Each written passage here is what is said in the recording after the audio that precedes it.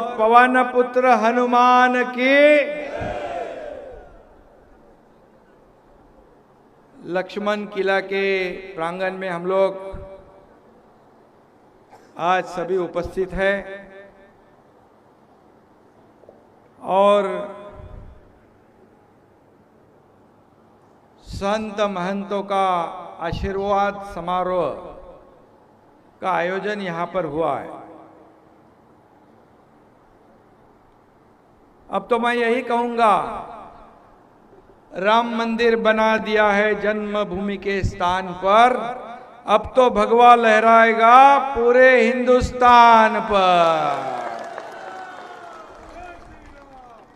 जय श्री राम, जय श्री राम, जय श्री राम। आज इस बहुत ही मंगलमय और बहुत ही, जो मैं कहूँगा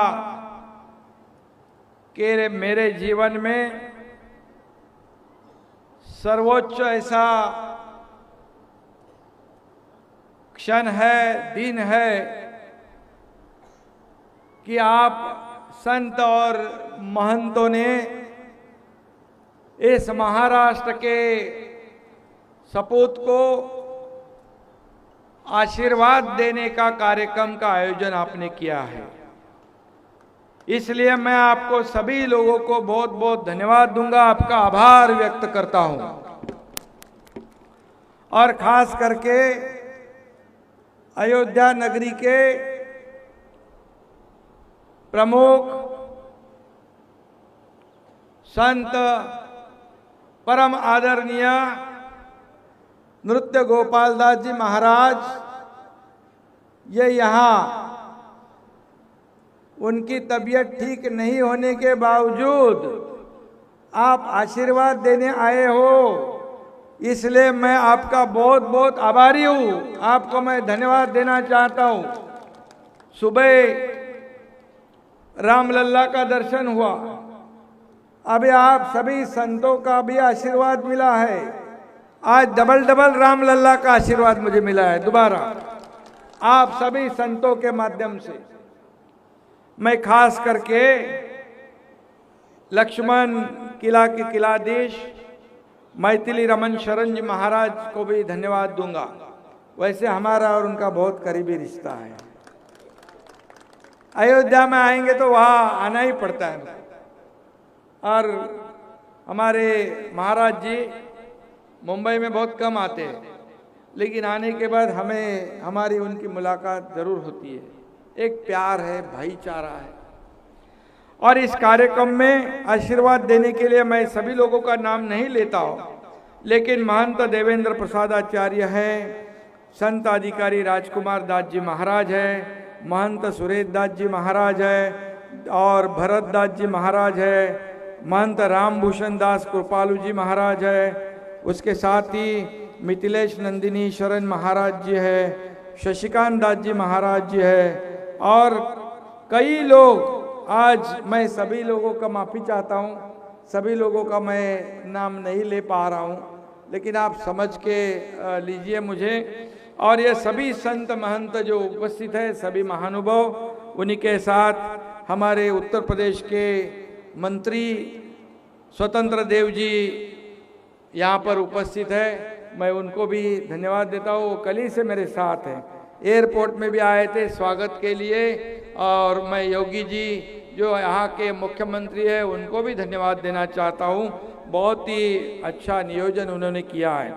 और हमारे नेता जो है रामदास कदम जी है, आनंद अड़सुल जी है, हमारे सभी मंत्रीगण है, हमारे सब सांसद है, हमारे सब विधायक है और सभी हमारे पार्टी के कार्यकर्ता, शिवसेना के वरिष्ठ नेता और सभी कार्यकर्ता बांधव बंधु और मेरे बहनें, हमारे भारतीय जनता पार्टी के कार्यकर्ता सभी यहाँ मौजूद है। मैं सभी लोगों का नाम नहीं ले पाऊंगा क्योंकि अभी कार्यक्रम भी है। और इस कार्यक्रम में विक्रम हमेशा इसमें आगे रहता है, वो भी है, हमारे अभय त्रिवेदी है, और सभी पत्रकार मित्र भी हैं।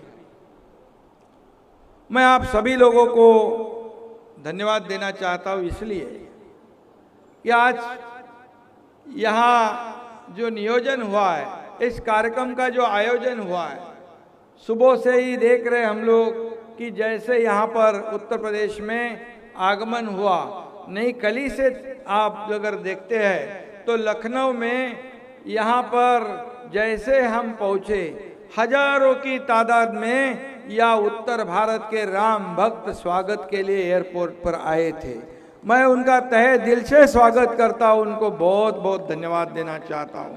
हमारे महाराष्ट्र से हजारों लोग कार्यकर्ता यहाँ उपस्थित है, मौजूद।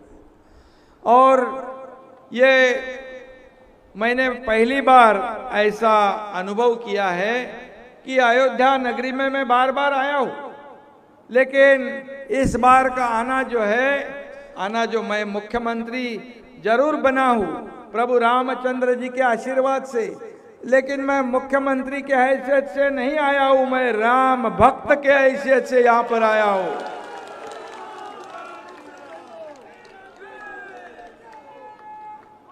और मैं हमेशा कहता हूं, मैं कार्यकर्ता से जुड़ा हुआ मुख्यमंत्री हूं, मैं जमीन से जुड़ा हुआ मुख्यमंत्री हूं। और इसलिए मैं कल भी कार्यकर्ता था, आज भी मैं कार्यकर्ता के रूप में काम कर रहा हूं, और कल भी मैं कार्यकर्ता के रूप में ही काम करते रहूंगा। ये मुझे आदरणीय हिंदू हृदय सम्राट बाला साहेब ठाकरे जी और मेरे गुरु धर्मवीर आनंद दिघे साहब ने सिखाया है।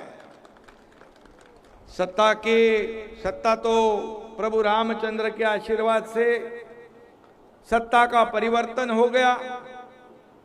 महाराष्ट्र में जो लोगों के दिल में था, मन में था, वो सरकार स्थापित हो गई।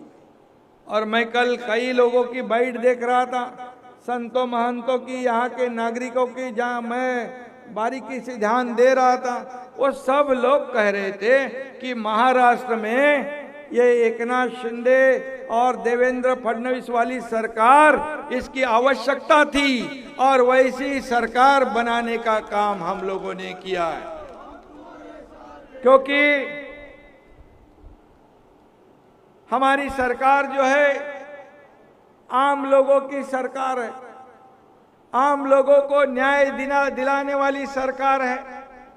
हमने बाला साहेब ठाकरे जी के हिंदुत्व की भूमिका जो है, उनके विचार आगे ले जाने के लिए सरकार स्थापित की हुई है।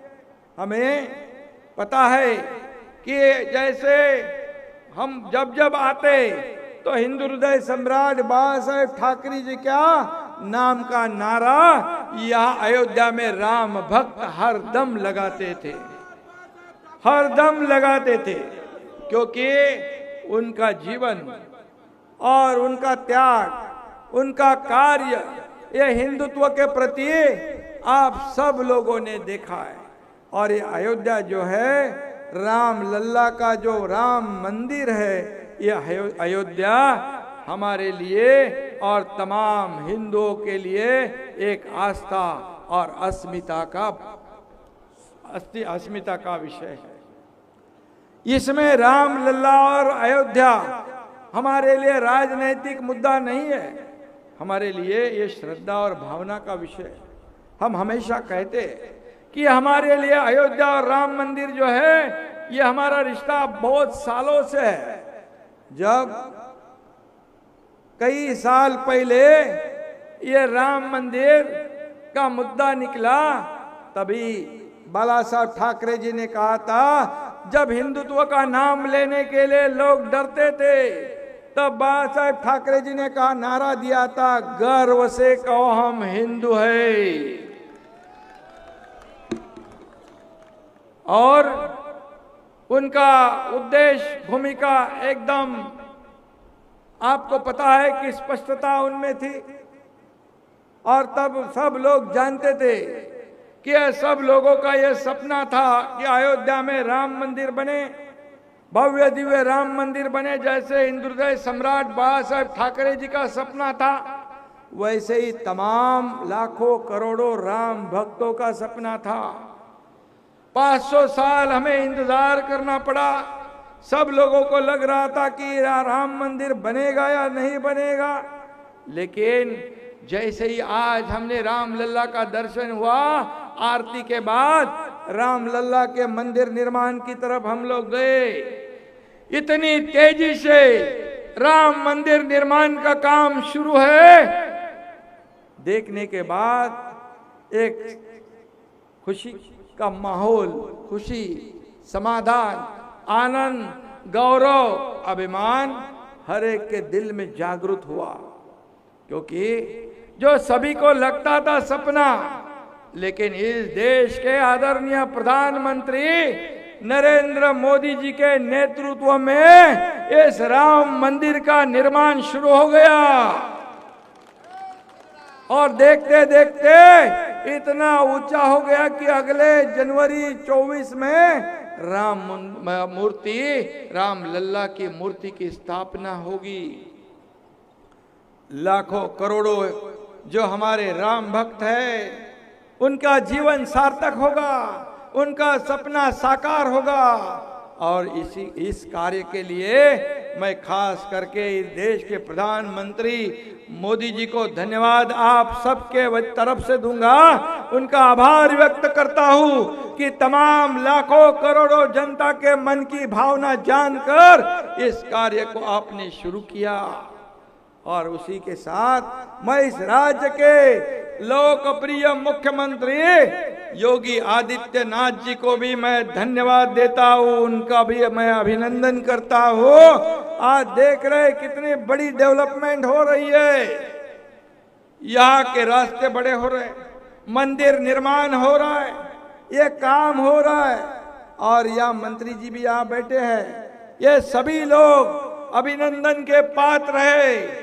और मैं ये भी कहूंगा, हमारे बाला साहब ठाकरे जी का एक सपना था, उन्होंने कहा था कि मुझे एक दिन ये देश का प्रधानमंत्री बनाओगे तो मैं कश्मीर का 370 कलम हटाऊंगा, राम मंदिर बनाऊंगा। आप बताओ, कश्मीर का 370 कलम हटाने में आज तक बाधा किसने डाली थी? और आदरणीय प्रधानमंत्री मोदी जी के मार्गदर्शन में, नेतृत्व में हमारे देश के डैशिंग गृह मंत्री अमित शाह जी ने धारा 370 को खत्म कर दिया। और यही तो सपना बाला साहब ठाकरे जी का था। और इसीलिए तो हमने, जिन्होंने बाला साहब ठाकरे जी का सपना साकार किया, उनके ही साथ इस राज्य को सरकार महाराष्ट्र में स्थापित करने का काम